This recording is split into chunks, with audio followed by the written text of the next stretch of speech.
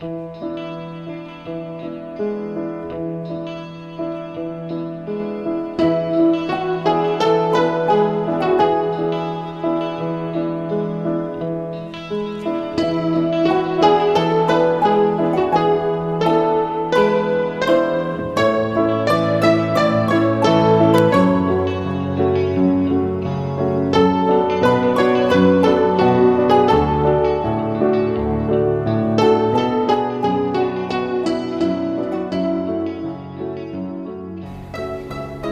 suis actuellement dans un café de Paris, c'est plutôt original, c'est la première fois, avec Étienne Klein. Étienne Klein est physicien au commissariat à l'énergie atomique, il est aussi écrivain et on peut dire que c'est un des spécialistes sur le temps. Pour les auditeurs profanes en la matière, Étienne Klein, quel est le rôle ou quels sont les rôles de la physique ? Bonjour, écoutez, je ne sais pas très bien ce que c'est que le rôle de la physique. Ce que je peux dire, c'est que la physique, elle part du principe qu'il y a dans le monde qui nous entoure une part qui est intelligible, c'est-à-dire, nous on l'appelle la matière, et on pense que le comportement de la matière, il obéit à des lois qui sont bien définies et que certaines d'entre elles peuvent être découvertes et éventuellement utilisées. Dans cette émission, Étienne Klein, nous allons parler principalement du temps, mais aussi un peu de la matière. À propos du temps, chacun y va de sa petite définition. Dans un de vos livres qui s'appelle Les tactiques de Chronos, publié chez Flammarion en 2003, vous citez Saint Augustin, qui dit à propos du temps, quand on ne me demande pas, je sais ce qu'est le temps, mais quand on me le demande, je ne le sais plus. Finalement, ça paraît vraiment impossible de tenter une définition. C'est ce que vous faites pourtant dans votre livre. Alors d'abord, cette phrase de Saint-Augustin, je ne l'ai pas mise dans le corps du texte, je l'ai mise dans une note en bas de page, parce qu'elle a été tellement souvent citée que j'avais scrupule à la reprendre moi-même. Simplement, effectivement, le temps est un être dont nous parlons constamment, au point qu'il est devenu pour nous une sorte d'animal domestique, d'être familier. Or, quand on s'interroge sur ce qu'est sa nature, on tombe dans des abîmes de perplexité. Alors évidemment, il y a des définitions du temps, mais elles sont toutes en fait tautologiques, c'est-à-dire qu'elles présupposent l'idée du temps. Par exemple, quand vous dites que le temps, c'est ce qui passe quand rien ne se passe, une définition qui avait été proposée par Giono, c'est une définition intéressante, mais vous voyez bien que dans l'idée de passage, il y a déjà l'idée d'une temporalité en acte. Et donc cette définition, en fait, n'en est pas une, c'est simplement une analogie qui permet de dire le temps à partir de l'idée de passage qui elle-même n'est pas indépendante du temps. Donc on n'a pas défini le temps, on l'a simplement dit d'une autre façon, et on n'a pas beaucoup fait avancer le schmilblick. Moi je pense que la seule façon de définir le temps, c'est de le faire de façon négative. Un peu comme il y a une théologie négative qui refuse de dire ce qu'est Dieu, mais accepte de dire ce qu'il n'est pas. Je pense qu'avec le temps, on peut faire la même chose. Et donc, c'est ce que les philosophes appellent une démarche apophatique. On ne dit pas ce que c'est que le temps, on dit ce qu'il n'est pas, et on le définit comme étant le moyen le plus commode qu'a trouvé la nature pour que tout ne se passe pas d'un seul coup. C'est-à-dire qu'en fait, on dit par là que le temps a pour fonction première de fabriquer de la durée, c'est-à-dire d'établir une continuité entre les instants et de les renouveler les uns après les autres. Finalement, ce mot temps, c'est un mot primitif. Est-ce que, par exemple, primitif au sens de Blaise Pascal, hein, justement, Blaise Pascal dans les Pensées reprenait ce constat de Saint-Augustin pour dire que tout le monde comprend ce qu'est le temps, personne ne peut le définir, et qu'en fait, ça n'est pas gênant, parce que c'est un nom primitif au sens où il est premier, il ne peut pas être rapporté à une notion qui serait plus fondamentale que lui. C'est un peu comme l'énergie ? L'énergie, c'est une notion plus travaillée, en fait, qui a été construite à partir de la physique, alors que le temps, c'est à la fois une construction de la physique et en même temps une donnée, sinon des sens, du moins de la perception. Io non mi fidavo, era solo sesso. Ma il sesso è un'attitudine, come l'arte in genere, e forse l'ho capito e sono qui. Scusa, sai se provo a insistere, divento insopportabile, lo so. Ma ti amo, ti amo, ti amo. Ci risiamo, vabbè è antico ma ti amo. E scusa se ti amo, e se ci conosciamo da 2 mesi o poco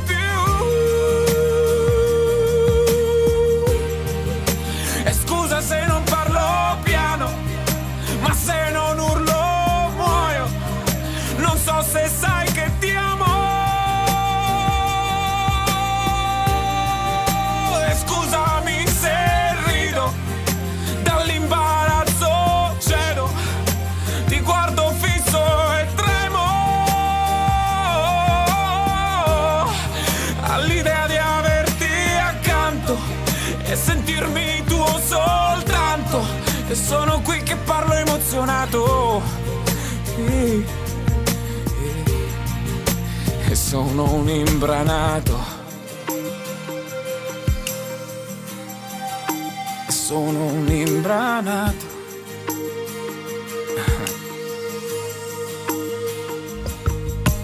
Ciao, come stai? Domanda inutile, ma a me l'amore mi rende prevedibile. Parlo poco, lo so è strano, guido piano. Sarà il vento, sarà il tempo, sarà fuoco. E scusa se ti amo, e se ci conosciamo da 2 mesi o poco più. E scusa se non parlo piano, ma se non urlo muoio. Non so se sai che ti amo. E scusami se rido, dall'imbarazzo cedo, ti guardo fisso e tremo all'idea di averti accanto, sentirmi tuo soltanto. E sono qui che parlo emozionato, sì,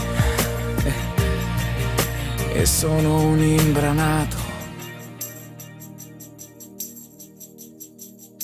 e sono un imbranato, oh, sì, ma ti amo.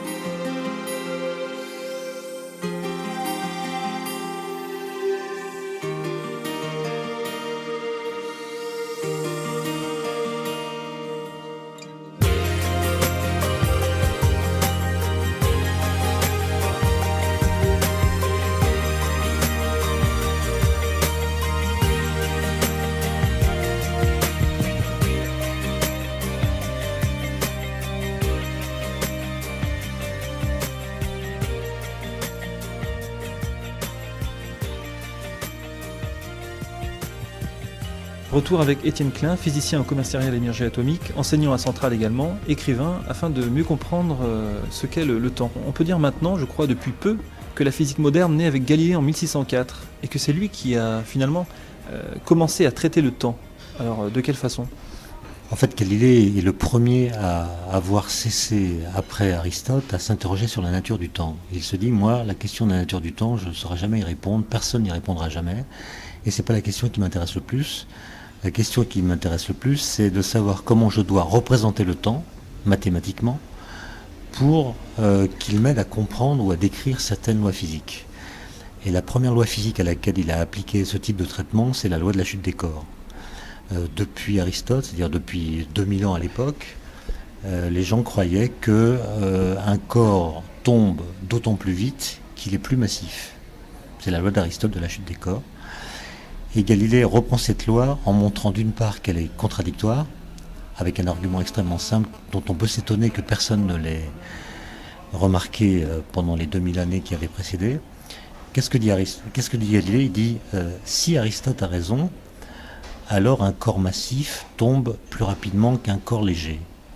Alors je prends un corps massif et avec lui je prends un corps léger et je les attache. L'ensemble des deux forme un corps qui est plus lourd que le corps le plus lourd. Donc l'ensemble que forment ces deux objets va tomber plus vite que l'objet le plus massif. Mais en même temps, la corde entre les deux va freiner la grosse, puisque la petite, tombant plus lentement qu'elle, va ralentir son mouvement. Et donc, avec le même type de raisonnement, et en utilisant la même loi physique, j'arrive à la conclusion que l'ensemble formé par les deux corps reliés par une ficelle tombe à la fois plus vite et plus lentement que la plus grosse des deux pierres, disons. C'est un paradoxe. C'est un paradoxe et la seule façon de le résoudre, c'est d'imaginer qu'en fait, tous les corps tombent à la même vitesse, quelle que soit leur masse. Et il a inventé ainsi la loi de la chute des corps, la loi moderne, et montré que la vitesse d'un corps qui tombe, elle est proportionnelle à la durée de la chute, et elle ne dépend pas de la masse des corps. C'est l'invention, c'est l'élaboration, si vous voulez, d'une loi physique qui fait intervenir le temps, et qui va ensuite être utilisée par Newton pour formaliser la mécanique. Alors on parlait donc de cette loi de la chute des corps. Finalement, Étienne Klein, pour les auditeurs, la physique finalement élabore des lois afin de décrire le monde. Et justement, alors que ce monde, que cette vie innove sans cesse, ces lois ont quelque chose de particulier, d'exceptionnel, de singulier, elles sont invariables dans le temps et dans l'espace. Par exemple, cette fameuse loi de la gravitation c'est le poids. Qu'est-ce qu'il a de particulier cette loi ? Bon, d'abord, vous dites que la physique élabore des lois qui permettent de comprendre le monde. Moi, je dirais que la physique, elle s'intéresse à une petite partie des questions que soulève notre confrontation au monde. C'est-à-dire que la physique ne décrit pas tout ce qui se passe dans le monde. Elle décrit la part du monde qui relève de la démarche de la physique. Par exemple, elle ne s'intéresse pas aux phénomènes biologiques. Bon. Donc, cette restriction étant apportée, effectivement, on peut considérer que la physique élabore des lois ou découvre des lois qui ne dépendent pas du temps, c'est-à-dire qu'on pense que dans toute l'histoire de l'univers, les lois physiques, ou les lois de la nature, disons, ont eu la forme qu'elles ont encore aujourd'hui. Or, les conditions physiques du passé étaient notoirement différentes de celles d'aujourd'hui. Un peu de temps après le Big Bang, l'univers était beaucoup plus chaud, beaucoup plus dense, beaucoup plus énergétique. Et on comprend cette différence en disant que finalement, ce qui a changé au cours de l'histoire de l'univers, ce ne sont pas les lois physiques, mais les conditions physiques. Et d'ailleurs, c'est une conception, si vous voulez, qu'on utilise à plein en physique des particules.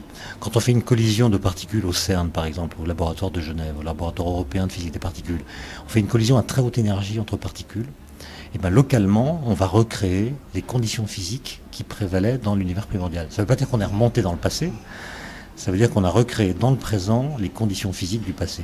Alors justement, vous avez dit à l'instant, Étienne Klein, on ne retournait pas dans le passé dans ces collisionneurs de particules, mais justement dans votre livre, vous parlez donc du voyage dans le temps. Alors est-ce qu'il est honnête pour quelqu'un d'affirmer que finalement un jour le voyage dans le temps est possible, ou alors est-ce que justement ça violera une loi ?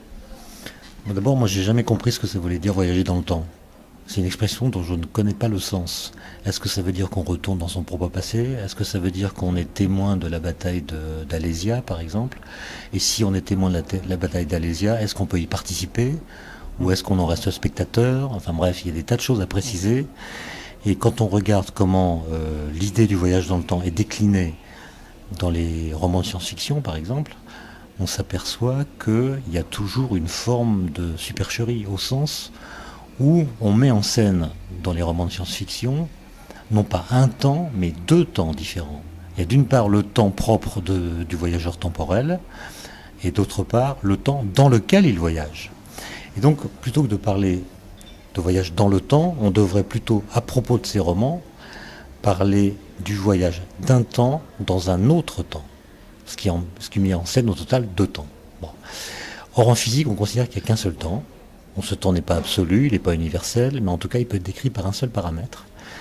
Et ce paramètre, on peut démontrer qu'il est précisément cette chose dans laquelle on ne peut pas voyager, en vertu d'un principe qu'on appelle le principe de causalité, dont les conséquences en physique sont extrêmement claires, c'est l'existence de l'antimatière. C'est-à-dire, si vous mettez la contrainte de causalité dans vos équations, vous aboutissez à la prédiction de l'existence de l'antimatière. Or, l'antimatière existe, on peut la fabriquer, on peut l'étudier en laboratoire, et donc ça veut dire que la causalité, qui est précisément ce qui, dans les lois physiques, interdit les voyages dans le temps, est une loi de la nature. Nous n'allons pas voyager dans le temps, nous allons plutôt écouter une autre pause musicale. À tout de suite.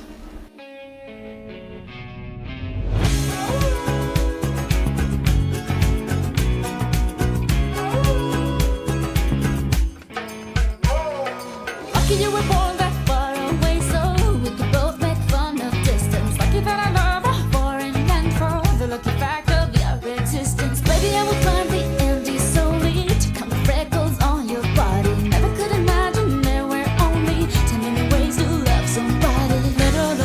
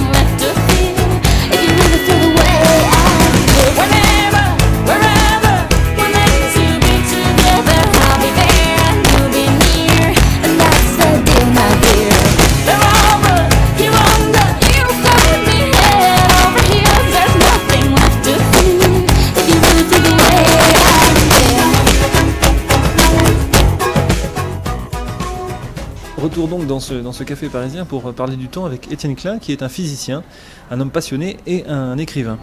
Étienne Klein, nous allons essayer de façon simple de comprendre un peu mieux le temps. Étienne Klein, le temps, nous l'éprouvons, être humain. Par contre, il semblerait qu'au niveau microscopique, les lois physiques, alors microscopique, qu'est-ce que c'est ? C'est au niveau des atomes, des plus petites particules que l'on connaisse, qu'on ne voit pas mais qu'on peut pressentir. Donc il semblerait que qu'à ce niveau-là, au niveau des atomes, les lois physiques, finalement, n'éprouvent pas en quelque sorte le temps. Alors d'abord, il n'est pas nécessaire d'aller à l'échelle microscopique. Quand vous regardez par exemple la mécanique céleste, qui régit le comportement des planètes, eh bien cette mécanique céleste, elle est régie par des lois réversibles. C'est-à-dire qu'on peut, avec les mêmes calculs, prédire les éclipses du Soleil qui auront lieu dans le futur, ou bien dire, en calculant, quelles ont été les dates des éclipses du Soleil dans le passé. Autrement dit, les équations réversibles, comme on les appelle, qu'elles soient macroscopiques ou microscopiques, ne font pas de distinction formelle entre le passé et le futur. Ça ne veut pas dire qu'elles ignorent le temps. Ça veut dire que pour elles, le temps a un cours bien défini, mais il se produit au cours de ce temps-là des phénomènes qui font passer les systèmes physiques d'un état initial à un état final, mais cet état final lui-même pourra retourner à l'état initial, ce qui ne veut pas dire qu'on a voyagé dans le temps, oui. Ça veut dire simplement que tout ce que la physique, dans ces cas-là, permet de faire, elle permet également de le défaire. Nous sommes dans un café à Paris, dans le 6e arrondissement, et donc vous disiez que un système physique, c'est par exemple un café, hein, et un sucre, pouvait revenir à une configuration initiale. Alors par exemple, si moi je mets ce morceau de sucre dans mon café, là, le sucre naturellement va se dissoudre, le désordre du système va croître, et pourtant, est-ce qu'il y a vraiment une probabilité, aussi infime soit-elle, que finalement le morceau, le sucre qui s'est dissous, redevienne un morceau de sucre dans ma tasse de café ? C'est un peu ça ? Cette probabilité, elle n'est pas nulle, mais elle est très faible. C'est-à-dire, si vous voulez vraiment assister à ce phénomène par lequel le café sucré va redevenir du café non sucré avec à côté de lui un morceau de sucre, vous vous rendez compte que l'âge de l'univers ne suffit pas pour que ce phénomène ait une petite chance d'avoir lieu. Donc en fait, il est impossible, parce que sa probabilité est tellement proche de zéro que le temps écoulé ne lui laisse pas le loisir de faire cette opération. Mais est-ce que ça me permet, là, dans cette expérience que tout le monde peut faire chez soi, de donner une flèche à cet événement, ou une flèche du temps ? Cet événement est fléché, c'est-à-dire que si vous filmez l'événement en question et que vous passiez le film à l'envers, vous verrez sur l'écran un processus physique qu'il est impossible de répéter en laboratoire. Merci, à bientôt Étienne Klein, merci, au revoir. Au revoir. Long, long time ago, I can still remember how that music used to make me smile. And I knew if I had my chance that I could make those people dance, and maybe they'd be happy for a while. But February made me shiver with every paper I deliver. Bad news on the doorstep, I couldn't take one more step. I can't remember if I cried when I read about his widowed bride, but something touched me deep inside the day the music died. So bye-bye, Miss American Pie. Drove my Chevy to the levee, but the levee was dry. And them good old boys were drinking whiskey and rye, singing, this'll be the day that I die. This'll be the day that I die. Did you write the book of love, and do you have faith in God above? If the Bible tells you so. Do you believe in rock and roll? Can music save your mortal soul? And can you teach me how to dance real slow? You're in love with him, 'cause I saw you dancing in the your shoes. Man, I dig those rhythm and blues. I was a lonely teenage bronc and buck with a pink carnation and a pickup truck. But I knew I was out of luck the day the music died. I started singing bye bye Miss American Pie. Drove my Chevy to the levee, but the levee was dry. Them good old boys were drinking whiskey and rye and singing, this'll be the day that I die. This'll be the day that I die. Now for 10 years we've been on our own, and moss grows fat on a rolling stone. But that's not how it used to be. When the jester sang for the king and queen in a coat he borrowed from James Dean, and a voice that came from you and me. Oh, and while the king was looking down, the jester stole his thorny crown. The courtroom was adjourned. No verdict was returned. And while Lenin read a book on Marx, a quartet practiced in the park, and we sang dirges in the dark the day the music died. We were singing bye bye Miss American Pie. Drove my Chevy to the levee, but the levee was dry. Them good old boys were drinking whiskey and rye and singing, this'll be the day that I die. This'll be the day that I die. Helter skelter in the summer swelter, the birds flew off with a fallout shelter. 8 miles high and falling fast. It landed foul on the grass. The players tried for a forward pass, with the jester on the sidelines in a cast. Now the halftime air was sweet perfume while the sergeants played a marching tune. We all got up to dance, oh, but we never got the chance, 'cause the players tried to take the field. The marching band refused to yield. Do you recall what was revealed the day the music died? We started singing bye bye Miss American Pie. Drove my Chevy to the levee, but the levee was dry. Them good old boys were drinking whiskey and rye and singing, this'll be the day that I die.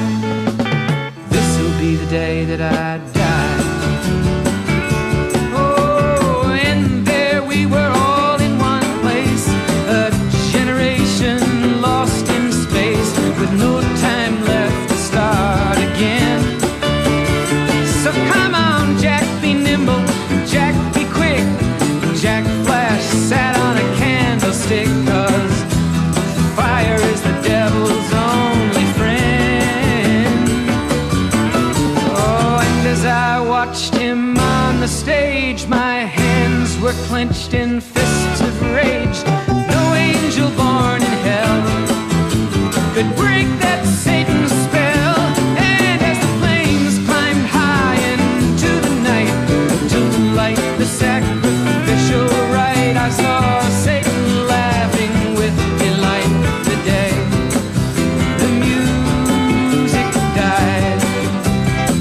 He was singing bye bye Miss American Pie. Drove my Chevy to the levee, but the levee was dry.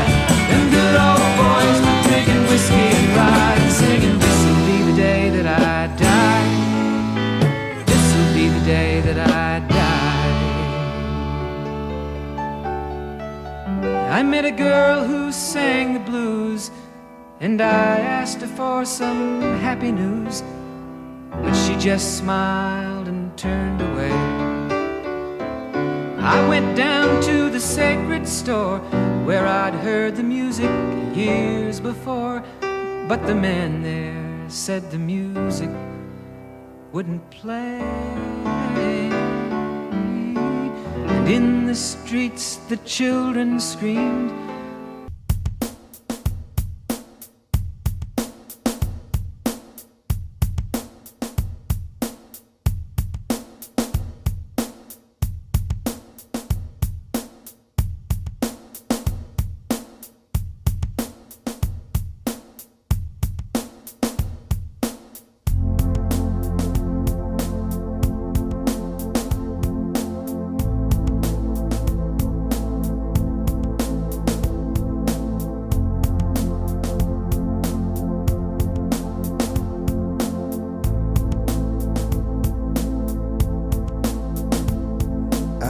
Bruised and battered, I couldn't tell what I felt. I was unrecognizable to myself. I saw my reflection in a window and didn't know my own face. Oh brother, are you gonna leave me wasting away on the streets of Philadelphia?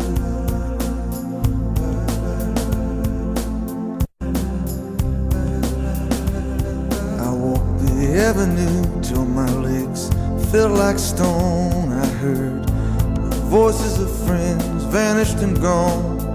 At night I could hear the blood in my veins, just as black and whispering as the rain on the streets of Philadelphia.